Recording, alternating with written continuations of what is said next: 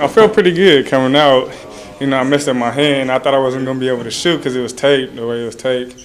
But I just came out focused, ready to go.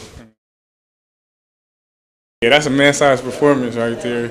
I know it's in him. He can do that every night. And I just, thank him for doing that because I wasn't really on the boards tonight. So, he was a key reason why we won that game. I owe all the credit to my teammates and, coaching staff, and we just went out here focused and just played hard today. DJ was just on fire, so we just were trying to feed him and get him going because I know he can score in bunches.